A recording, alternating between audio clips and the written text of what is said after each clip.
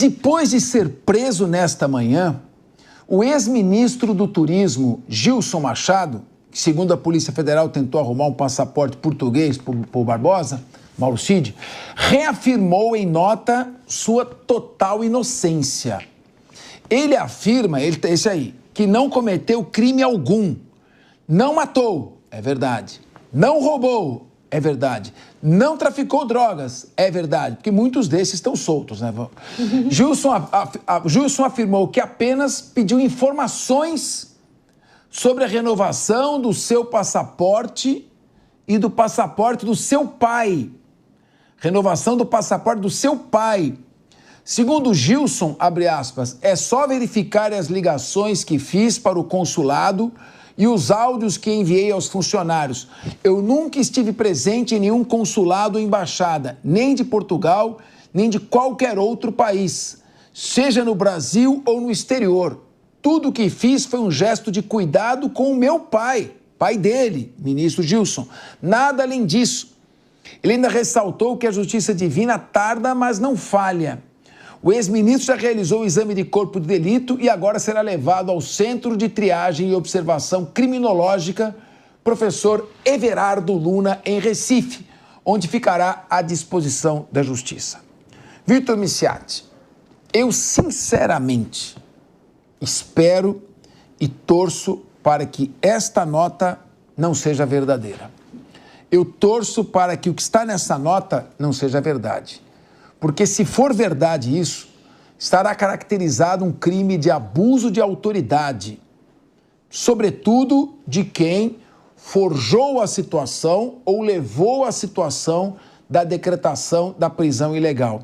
E se isso acontecer, a meu ver, joga ainda mais lenha na fogueira que consome esse processo. Esse braço que vocês viram é da Maria De Carli, que consome este processo. Eu queria ouvir a sua fala, enquanto depois vocês foram ver o rosto e não só o braço da Maria De Carli. Por favor. E aí eu faço novamente uma volta àquilo que aconteceu na época da Lava Jato, quando, por exemplo, o Bessias ia entregar um documento para Dilma, se eu não me engano, e o mandato era que a capacidade do juiz, então, Sérgio Moro, de pegar os áudios, era até meio-dia, se eu não me engano, não sei se vocês lembram disso, e daí ele foi pegar a prova às 14 horas, mas a jurisdição dizia até meio-dia, e ele quis acelerar isso e pegou o documento com o Bessias, mesmo fora da lei. O que aconteceu nesse processo da Lava Jato, que sim, mostrou para o Brasil todo mais um esquema liderado pelo PT de corrupção, e as provas estão todas aí, os bilhões estão todos aí ou não, mas estão declarados de várias formas. O que aconteceu ali foram ultrapassagens jurídicas, vamos colocar assim, que fez com que o sistema depois retroagisse e acabou por absolver todo mundo. Diante disso, estão fazendo agora na instância do Supremo Tribunal Federal, isso que é algo muito sério. A mesma acusação e a mesma derrubada que teve a Lava Jato por conta desses erros processuais, esses erros jurídicos, que na verdade não foram erros não calculados, foram erros calculados, passaram acima da lei, está sendo feito agora. Então, como você mais uma colocou, essa prisão pode ser mais um elemento de como o sistema judiciário está passando pela lei, está passando pelas prerrogativas da inocência para justamente criar cada vez mais ou fortalecer uma falsa narrativa golpista. Repito, o que houve naquele momento foi uma conversa de como tentar, sim, através da Constituição, barrar esse processo eleitoral. Houve essa conversa, eles mesmos admitem. E o que foi essa conversa? A hora que eles leram lá a documentação, falaram assim, estado de sítio não dá, estado de defesa não dá, acionar o conselho não dá, tudo isso é golpe. Então não foi para frente. Eles sentaram e viram aonde que na Constituição eles poderiam ter uma interpretação. A Constituição é extremamente clara com relação à defesa da sua democracia. E a Constituição mostrou para eles que não dava para fazer nada. Diante dessa, realmente, não é só aspas, dessa conversa de bar, nada foi feito. E é isso que aconteceu naquele momento. Diante disso, o que a gente está vendo é a justiça, mais uma vez, tentando ultrapassar a lei e perseguir pessoas que não têm nenhuma prova para estar na cadeia. O que é um fato incontroverso, isso parece que não há mais dúvida, é que houve uma reunião em que se discutiu uma minuta, não se sabe quem fez essa minuta, que seria um rascunho de um decreto de estado de sítio. Eu tenho artigos jurídicos sobre isso, mas a interpretação jurídica, né? Vamos ficar só com os fatos. E que o presidente Bolsonaro teria sido pressionado a transformar esse rascunho num decreto e ele, ao final de contas, acabou não emitindo esse decreto. E a discussão é se isso já é início de execução ou seriam atos preparatórios. Muito bem. Agora, Mônica Rosenberg, eu quero comentar essa nota. Eu acredito, pela alguma experiência jurídica que eu tenho, e você também, que deve ter algum indício além disso. Não é possível que a Polícia Federal, com base nas palavras do Mauro Cid, decretou a prisão do ex-ministro do Turismo, Gilson Machado. Deve ter alguma... Agora, ele disse que não tem nenhuma ligação, que ele não pisou lá, que ele não falou com ninguém. Eu também não posso comentar, porque eu não conheço os elementos, não conheço os fundamentos do despacho que decretou a prisão preventiva dele e poderá decretar do Mauro Cid, o pedido feito pelo Procurador-Geral da República, mas ele faz uma nota muito enfática. E normalmente a experiência diz que quando a pessoa vai por tudo ou nada dessa maneira, que ela tem razão. Como é que você vê isso aqui, as possibilidades? Vamos partir do pressuposto que a nota seja verdadeira. Como você avalia a sequência desse fato? Não, Capês, vamos lembrar, antes de partir do pressuposto que é verdade, que no Brasil o réu pode mentir. O réu pode, a pessoa investigada pode dizer não fui eu, e o juízo pode dizer não fui eu, muito diferente dos filmes americanos que a gente vê que ele é obrigado a dizer a verdade, nada mais que a verdade. No Brasil ele pode ir para a imprensa e dizer eu não fiz nada, eu não... E não é que ele fala que não fiz nada, né? Ele fala não droguei, não vendi órgãos, ele fala aí de alguns crimes muito graves e fala que só falou com o consulado para ver o passaporte do seu pai. A mim me parece tão descolado da realidade que haja um mandado de prisão, uma ordem de prisão preventiva para alguém que só ligou para o consulado para ver a renovação do passaporte do próprio pai. E eu acho que tem coisa aí. E, obviamente, é um político. Ele não vai dizer, veja bem, eu só queria ajudar um amigo. Até teve políticos que disseram isso, mas ele, mais velhaco, já sabe e foi pro tudo ou nada. Não fiz nada, eu nem sei onde é o consulado. E tá certo ele, porque como no Brasil isso é permitido pela lei, ele tem mais aqui dizer que não foi ele. E depois, se aparecer uma prova, ele vai dizer, eu tinha esquecido e segue o jogo. É como em toda novela, tem que aparecer aquele letreiro. A seguir, cenas dos próximos capítulos. Tô louco para ver a sequência desta novela. Agora, eu percebo que o Paulo Loyola estava ansioso para responder ao Vitor Misiato. Enquanto o Vitor falava, eu percebi um certo gestual. Pode ser uma interpretação falha minha, mas percebi um gestual de que o Paulo gostaria de replicar. Paulo, eu poderia só pedir para colocar o meu artigo antes de lhe dar a palavra? Por favor. Permitiria? Muito obrigado. Nós temos já o artigo aqui. Olha, eu não sou profeta, tá? Mas eu escrevi esse artigo. Dá para ler quando aí, Vitor? Você que enxerga melhor que eu, que ano que... 17 de fevereiro de 23. 25, perdão. Fevereiro de 25. Fevereiro de 25 eu escrevi esse artigo aqui. A delação do Mauro Cid é nula por falta de voluntariedade. E eu não levei em conta nenhum desses elementos que estão aí nas mensagens dele, hein? Nem mesmo o negócio que ele falou lá que foi vazado. Eu já estava falando que era nula porque ele fez contra a vontade e a delação tem que ser voluntária. Imagine agora, hein? Será que eu escrevo um outro artigo? Agora é hora de falar a polêmica, que eu estou gostando desta briga aqui, viu? Muhammad Ali contra Joe Frazier. Muito bem. Eu quero ouvir agora, Paulo Loyola, por que você não concorda com Vitor Misiato? Capês, eu concordo com quem apresenta algum tipo de dado. O que eu tenho visto o companheiro Vitor falar são argumentos do meu ponto de vista sem nenhum tipo de evidência que os acompanhem. Eu consegui trazer aqui, eu estou falando, olha, tem gente presa, não falei, inclusive, o G. Dias também está preso, tem um inquérito da Polícia Federal, tem os pedidos da PGR, tem uma série de evidências, de gravações, de print, e o que o colega se propõe a repetir existe uma narrativa. E eu não vejo da parte dele, ou da parte de nenhum outro companheiro desta mesa, ou companheira, no sentido de desqualificar as evidências e as provas que existem aqui até então. de que, sim, houve uma tentativa de golpe de Estado. Eu gostaria, inclusive, de deixar a reflexão aos colegas que se fosse o Lula, a Gleisi e o Haddad discutindo depois de perder uma eleição, mas a gente vai usar o estado de sítio, a gente vai usar o artigo 142, se todos da mesa iam tratar nesta mesma maneira de normalidade, como a risada que você viu eu dar, Capês, foi quando o colega chamou de papo de bar, uma conversa entre generais, ministro da Justiça e ex-presidente que havia acabado de perder democraticamente uma eleição, tratando de possibilidades de golpe de Estado, de tratar de conversa de bar quando há pessoas das Forças Armadas brasileiras envolvidas numa tentativa de homicídio de um presidente da República.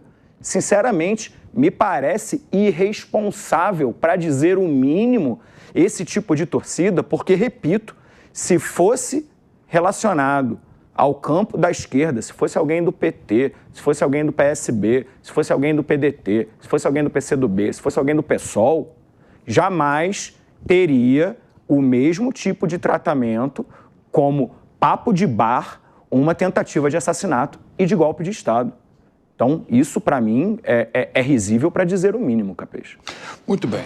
Vitor Micciato, mas me parece que uma tentativa de golpe pressupõe uma tentativa. Parece que você estava falando que tinha ali o pessoal falando, uns bravateando, operação, punhal verde, vamos matar, o pessoal que vê muito filme, mas que não chegaram a praticar atos efetivos, concretos, e isso muito menos o ex-presidente Bolsonaro. Eu entendi que foi nesse sentido que você falou, mas quem sou eu para botar a palavra na sua boca, meu amigo? O debate é seu.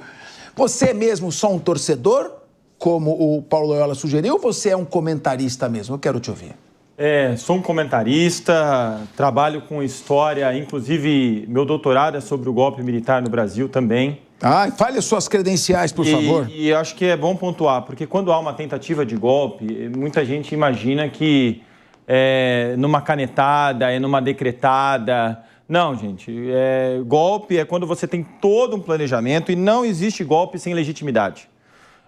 Pouca gente fala isso, mas o golpe de 64 foi extremamente legitimado pelo Congresso, pelo Supremo Tribunal Federal, pela imprensa e por grande parte da sociedade. Foi golpe.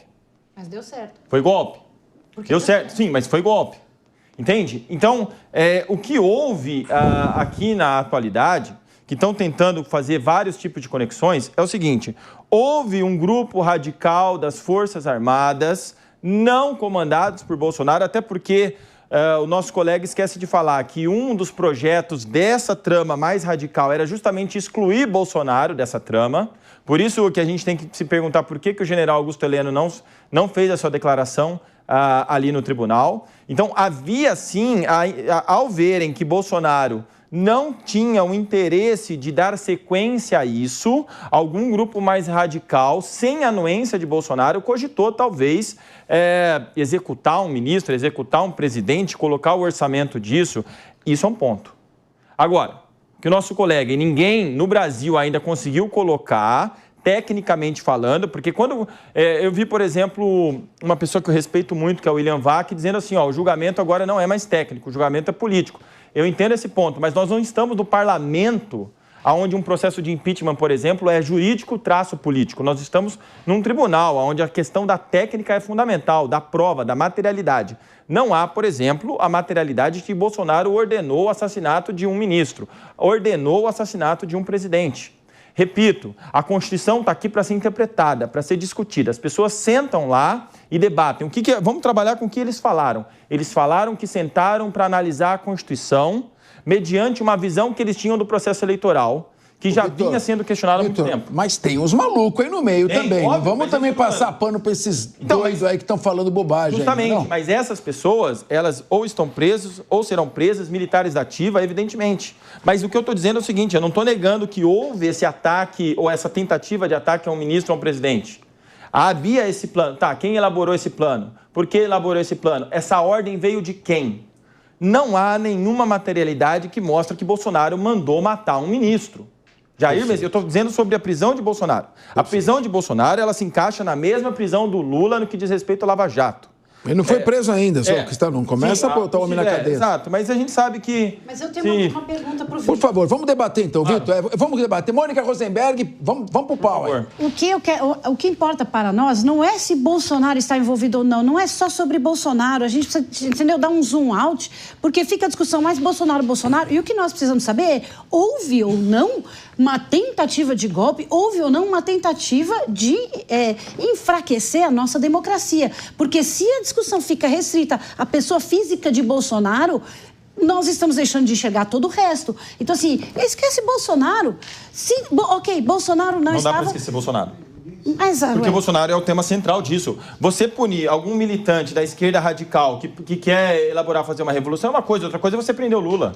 Mas Lula era a cabeça de um grande esquema, ou supostamente, né, a cabeça de um grande esquema de corrupção, em que ele tinha uma culpa em vigilando. Se ficar claro que havia, sim, um sistema todo de golpe, e que havia forças e discussões, e que apenas Bolsonaro tinha culpa em vigilando, porque se ele era o presidente, ou até ali, o chefe das Forças Armadas, era ele, e que ele deixou tudo acontecer, aí a discussão vai acontecer. Ele tinha ou não responsabilidade nisso. Mas se tudo aconteceu embaixo e a única discussão é, Bolsonaro estava ou não envolvido, nós temos que concordar que é muito grave, que chegou a um ponto em que tudo isso estava acontecendo e se Bolsonaro sabia ou não, acaba sendo uma questão muito secundária.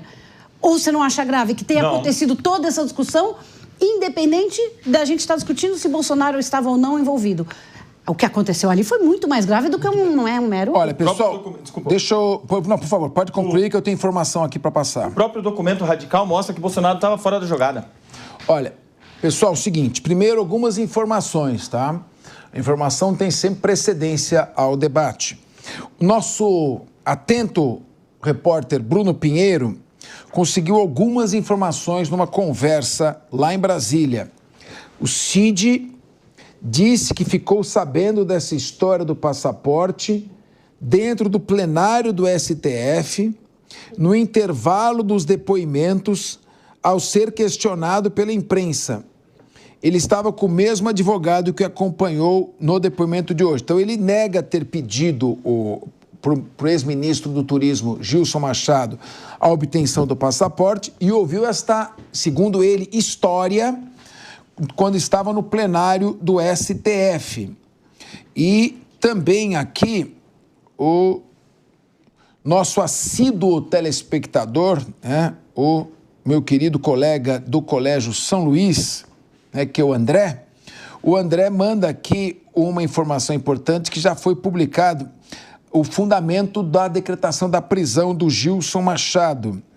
Então, o que interessa é longo, evidentemente, nós vamos pegar direto no que interessa.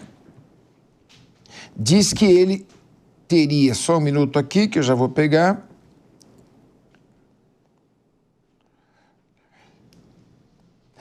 A Polícia Federal, por meio do ofício tal, encaminhou informação da Polícia Judiciária apresentando possível atuação do senhor Gilson Machado Guimarães junto ao Consulado de Portugal, da data em 12 de maio de 2025, uma atuação dele junto ao Consulado 12 de maio de 2025, com o propósito de obter a expedição de um passaporte português em favor de Mauro César Barbosa Cid, para viabilizar sua saída do território nacional. Então, a informação é que ele teria tentado no dia 12 de maio. Apontou que o ministro teria utilizado o telefone, dá um número no telefone com o prefixo de Brasília, e a emissão do documento de viagem serviria para possibilitar a saída de Mauro Cid.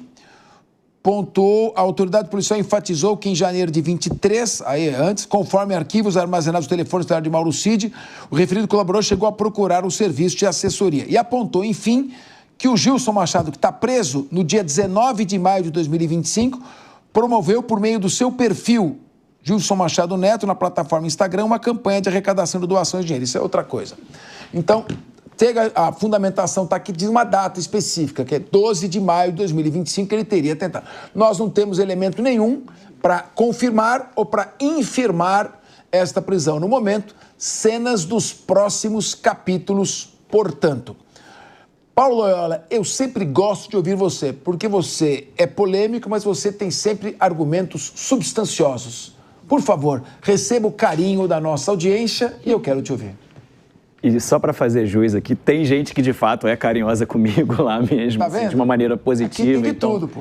Quero também agradecer aí ao pessoal que realmente me trata com carinho e não somente aqueles que ficam me xingando aí no YouTube.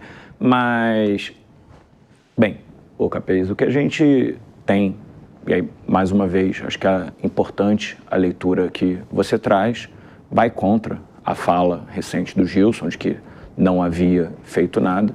É mais uma evidência que se soma e eu volto a refletir aqui com os companheiros da mesa, Capês, e com você, em relação ao nosso ponto de vista e a nossa ótica naquilo que se refere a como a gente julgaria isso caso fosse o contrário. Se fosse a pessoa nomeada por Lula, a PRF, que estivesse preso na eleição. Se fosse um sindicalista e não um general, que estivessem presos por atentar em relação a um golpe. Fico muito feliz que o colega seja um estudioso da questão do golpe militar, inclusive que chame de golpe militar, porque foi um golpe. Agora, quero também trazer a reflexão que golpes somente podem ser punidos caso não sejam efetivados. Porque se tivessem sido efetivados, a gente estaria vivendo um outro governo militar no Brasil. E aí é que não haveria punição mesmo. Então, o que a gente está vendo é uma investigação que só foi possível, Capês, porque a tentativa de golpe falhou. Esse é o ponto que eu trago para a nossa reflexão. Excelente. Olha, pessoal, é importante que, do ponto de vista da abordagem política, que existam estas visões distintas. O que eu aqui defendo é que os juristas, a comunidade jurídica envolvendo juízes, procuradores, advogados, delegados, tem a obrigação de propagar a ciência jurídica e fazer aquilo de acordo com a lei, a jurisprudência e as provas serenas e objetivas. Uma coisa é a abordagem política, outra coisa é o que cientificamente se identifica como o início da execução de um crime ou não. Mas aqui, nós não ficamos debatendo, isso não é um programa, isso não é um debate jurídico, isso aqui não é um foro de debates jurídicos. Isso aqui é uma discussão ampla e por isso vem especialistas de todas as áreas. Dessa narrativa, sob o ponto de vista político, Vitor Miciati, chegou a se sondar mesmo, então, um golpe ou se, diante de um processo eleitoral que se reputou um lado disfuncional, se imaginou uma saída constitucional que não existia. Qual que é a versão? O Paulo Loyola coloca, e aliás, com muita força, ele é um bom argumentador. Você também é. Eu quero ouvir você. Eu vou me ater a tudo que foi falado em termos de prova e fazer uma reflexão, uma análise política sobre isso. Sim, eles afirmam que sentaram, que conversaram através da Constituição, uma interpretação que a Constituição dá, o que é estado de sítio, o que é estado de defesa, isso no âmbito principalmente ali ao lado de Bolsonaro. Eles não mentem nisso, eles alegam, eles afirmam isso. Por que eles foram procurar esse respaldo na Constituição? Porque na visão deles, o que aconteceu no processo eleitoral não foi igualitário, a perseguição contra alguns comentaristas da direita, o modo como a justiça foi cerceando algumas falas para a propaganda de Bolsonaro. Então, eles, já no processo eleitoral, já estavam convencidos de que havia uma desigualdade no processo político-jurídico daquelas eleições. Eles têm a legitimidade de discordar disso. A legitimidade, eles não têm a legalidade de se contrapor a isso, porque eu concordo com todo mundo aqui. Lula venceu de forma democrática, questionar as urnas, para mim, é loucura, e lamento quem mais radical pensa dessa forma. No entanto, o que eu estou colocando é o seguinte aqui, aonde, eu repito, quem conseguir me provar aqui, eu dou o braço a torcer. Aonde que existe a materialidade do ordenamento de Bolsonaro para que tenha tido um ataque a um ministro, um ataque a um presidente. Eu repito, eu concordo com você nesse aspecto, Capês. A discussão foi feita da Constituição. Se é uma discussão equivocada e legítima, a meu ver é uma discussão ilegítima. A vitória foi clara. Mas eles tentaram ver o que a Constituição disse. Chegaram para o Bolsonaro e falaram o seguinte, isso é isso. Não foi assinado nenhuma minuta, qual foi a análise que foi feita? Qualquer ato que nós formos praticar em relação a isso é antidemocrático. Isso não foi para frente. Isso não foi para frente, isso não foi assinado, não foi decretado, isso foi discutido. Não no sentido de que vamos realizar. O que é possível fazer? Se for assim, eu posso pegar a Constituição também e falar assim, não, eu sou... A Constituição diz que eu sou livre para tal coisa, eu vou lá e fazer e tal. Não, mas não é assim que funciona. Então... Agora, Vitor, quando você fala ali que o Paulo Loyola pegou isso muito, ele é um debatedor atento, conversa de bêbado... De bar. Conversa de bar, Conversa de bar ou de bêbado, ou eu mesmo, conversa de idiotas, eu colocaria mais como conversa de idiotas, você está querendo enfatizar que ficou no campo da conversa, que não chegou no momento de execução. Mas essa conversa em si, neste caso, essa conversa entre esses punhal, não sei o quê, com um nome ridículo ainda, as pessoas andam assistindo muito filme, né? Esse punhal verde é uma... assistindo muito filme. Então, esse punhal verde, para mim, já caracteriza ali ou uma organização criminosa ou uma associação para o crime. O fato de você reunir para discutir a execução de algum crime, isso aí por si só já caracteriza. Agora, quando você fala conversa de bar, você está querendo fazer essa distinção. Uma coisa é esses caras que fizeram aqui, outra coisa é querer relacionar ao ex-presidente Jair Bolsonaro essa conversa. Foi nesse sentido que eu entendi? Sim. Ou eu entendi errado e você me corrija? São reuniões diferentes. A do Punhal Verde, onde você tem 4 militares ali tentando assassinar um ministro ou querendo comprar uma bazuca. Desculpe, as palavras são fortes. Tentando assassinar, não. Discutindo esta possibilidade. Tentar assassinar já dá o tiro. Exato, discutindo essa possibilidade. Essa foi uma reunião. Isso não está atrelado a Bolsonaro. Não há nenhuma prova de que Bolsonaro está atrelado a essa tentativa, ou essa busca, ou essa procura de... Vamos trazer as doutoras aqui também, porque elas estão querendo... Nossa, a Maria de Carli me deu um cutucão, falou, se eu não falo mais nesse programa... Daqui a pouco vão acusar o programa de machista, aí acabou, aí já até gozou água, foi tudo aqui. Nervoso que derrubou água. Então, fiquei nervoso. A Maria de Carli me deixou bravo. Maria de Carli, eu queria o seu comentário aqui sobre essa questão. O que você vê do ponto de vista do engajamento político? Como é que o país se tornou refém de uma discussão que Bolsonaro fez golpe, não fez golpe, a democracia, o quanto isso está atrapalhando o desenvolvimento do país, do ponto de vista de outras questões que são importantes. Parece que o Brasil para em torno do que foi discutido aí, se dá rascunho, se vai assinar o rascunho, não vai assinar o rascunho. E a questão econômica, e essa questão também do crime organizado crescendo. Parece que o Brasil está em torno de uma fantasia. É isso? Sim. Sabe o que me lembrou? Tudo isso, vendo a Mônica, o Vitor aqui discutindo se Bolsonaro estava ou não envolvido, me lembrou aquele slide apresentado pelo, então, procurador Deltan Dallagnol, onde todos os caminhos levavam a Lula. Eu até lembrei disso enquanto vocês falavam sobre esse debate, porque, de fato, é complicado. A gente vê uma pessoa que era o líder ali, um líder político de todo esse movimento, então, assim, restam dúvidas se estava ou não ligado por conta da sua posição estratégica. E é um debate que, para mim, é triste ver a que ponto chegamos como democracia, como política, e isso eu já disse aqui anteriormente. Entra presidente e ele vai para algum julgamento acusado de alguma infração, quando não é corrupção, é tentativa de golpe, e aí vai sendo a nossa democracia costurada através de julgamentos, em cima de julgamentos, de julgamentos, de julgamentos. E a polarização só serve para ampliar essa fragilidade institucional que estamos vivendo hoje em dia. Então, é muito complicado tudo isso que estamos vendo, só tende a piorar. O Brasil vivendo uma economia aquecida de maneira artificial, com problemas sérios de gestão fiscal, com um governo que vai aumentar a questão de subsídios para garantir popularidade eleitoral, com um Congresso que é fominha por emendas parlamentares e com um judiciário que vive super salários. Então, minha gente, o que a gente vê aqui é uma questão política grave, um fla-flu que só vai piorar e... Enfim, peço perdão aqui, meus colegas estão limpando a bancada, mas é isso que eu queria dizer. E, bom, eu espero que, enfim, que a celeridade desse julgamento ela seja feita de maneira correta e coerente para a gente analisar os fatos, o que é verdade e o que não é, e que possam os culpados cumprirem as suas devidas penas e que a gente possa estabelecer uma normalidade institucional no nosso país, uma normalidade democrática, que as coisas não sejam colocadas tanto em dúvidas e a fragilidade de todo um sistema de uma democracia relativamente jovem, desde 1988, que a gente vem tendo, né, um país de certa maneira estável e agora a gente vive, se confronta com um cenário bastante... Vocês vão acompanhando a imagem do ex-ministro de Turismo, Gilson Machado, preso por tentar, segundo diz a Polícia Federal, ter tentado obter um passaporte português para Mauro Cid e aí facilitando a sua fuga.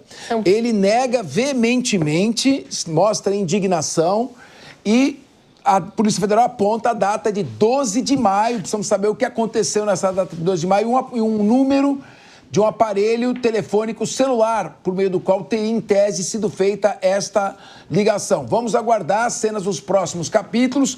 E eu trazia essa questão, Mônica Rosenberg, o país, é importante o país estar concentrado nessa discussão, porque, claro, a democracia é um bem importante para todos nós.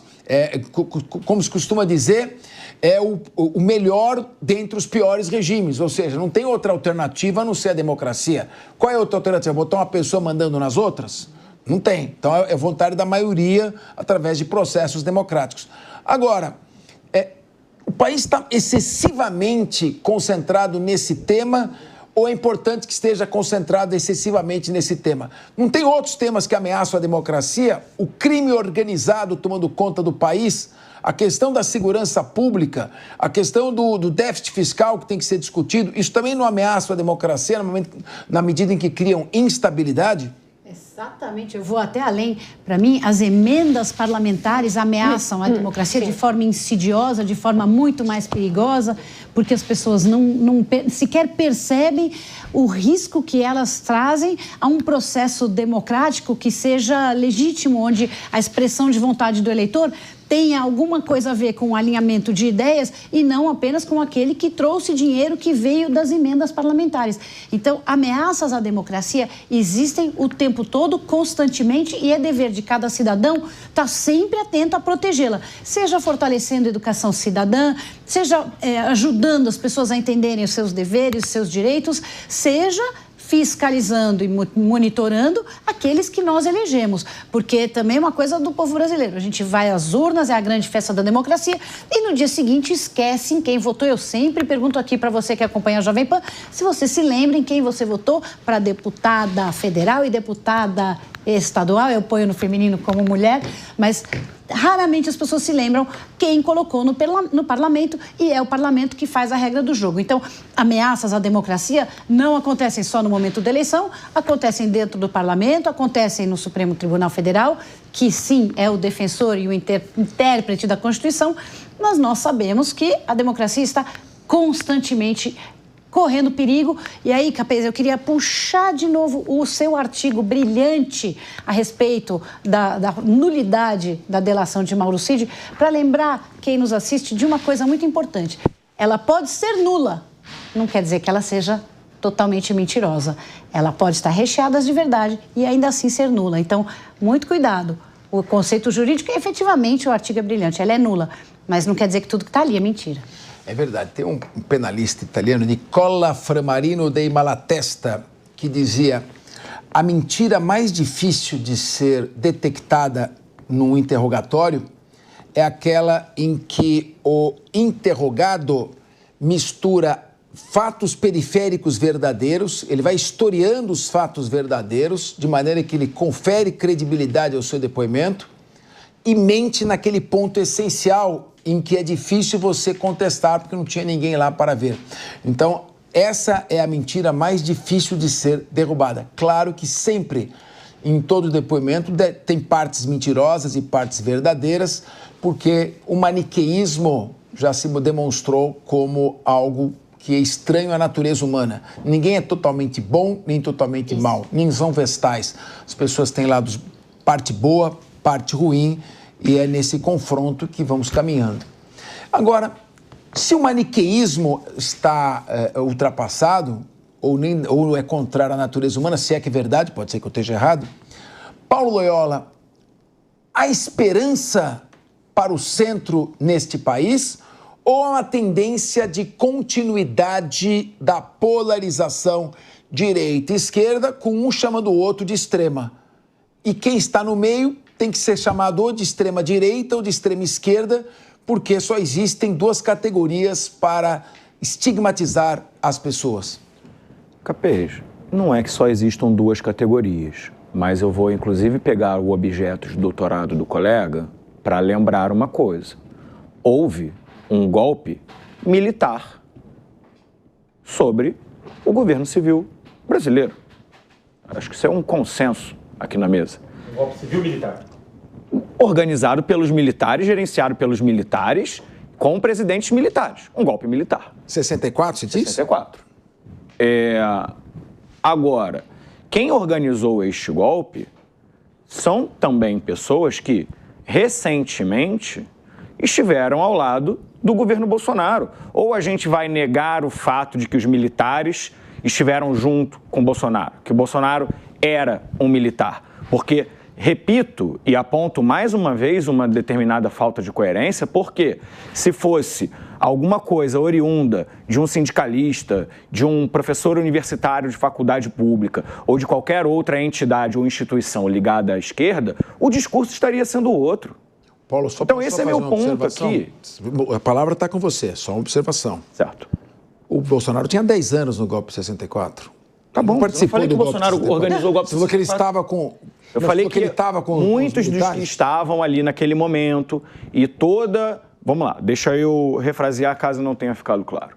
Muitos do que estavam ali naquele momento, de 64, e que não terminou em 64, foi uma noite que durou 21 anos, foi até 85, e que influencia culturalmente esta mentalidade de chegar ao poder através do golpe comum, não só no Brasil, mas em toda a América Latina, e inclusive, em grande parte, o que inviabilizou a tentativa de golpe atual foi a falta de apoio dos Estados Unidos, porque chegamos ao ponto de uma fala, de uma diretriz do Senado americano, dizendo que não daria suporte a uma descontinuidade democrática brasileira. E falaram isso porque já havia na inteligência americana informações de intervenção sobre a democracia brasileira por parte dos militares, que é o que a gente está vendo agora.